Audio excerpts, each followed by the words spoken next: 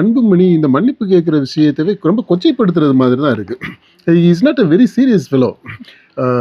எல்லாத்தையுமே ரொம்ப காமெடியாக பண்ணுறது மாதிரி தான் தெரியுது.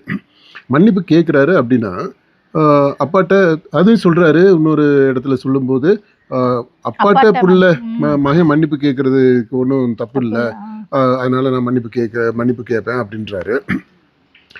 அப்படி சொல்லிட்டு அப்பா நீங்கள் உடம்ப பார்த்துக்குங்க அப்படின்றாரு. இவர் வந்து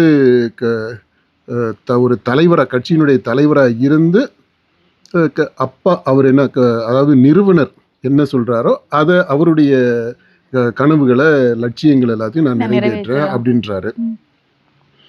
ராமதாஸ் என்ன சொல்றாரு, ஒன்னே ஒண்ணுதான், நீ தலைவர் இல்லை, செயல் தலைவராக இருந்துக்க அப்படின்றாரு.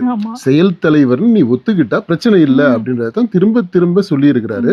இவர் விடாக்கண்டம் கொடாக்கண்டம் மாதிரி திரும்ப அடம் பிடிச்சிக்கிட்டே இருக்கிறதுனால ஒரு இந்த பேம்பர்டு சைல்டு வீட்டில் வந்து பார்த்தீங்கன்னா ஓவராக செல்லம் கொடுத்து வளர்த்த பிள்ளை பாருங்கள் கடைசி வரைக்குமே அடங்கவே அடங்காது. அந்த பிடிவாதத்துலேருந்து கொஞ்சம் கூட இறங்கவே செய்யாது. அழுது அழிச்சாட்டியம் பண்ணி எப்படியாவது அது காரியத்தை சாதிக்கணும்னு தான் பார்க்கும். நம்ம ஜீவன்லாம் இருக்காங்க இல்லையா உங்க பிள்ளை, என்ன நானே நேரடியாக பார்த்துருக்கிறேனே. அது மாதிரி ஓவராக பேம்பர் பண்ணுற பிள்ளைங்களுடைய பிரச்சனையே அதுதான். அது மாதிரி இவர் எல்லாம் நான் செய்கிறேன், ஆனால் நீ சொன்னதை மட்டும் செய்ய மாட்டேன், மீதி எல்லாத்தையும் செய்கிறேன்னா அது என்னங்க மன்னிப்பு கேட்குறதுக்கு என்ன அர்த்தம்? அது இதை மன்னிப்பு இல்லை, இது மன்னிப்பு அவர் கேட்கவே இல்லை. அதனால் அன்புமணி இந்த விஷயத்தில் மன்னிப்புன்றதவே கொச்சைப்படுத்தக்கூடிய விதத்தில் தான் அவர் நடந்துக்கிறார்.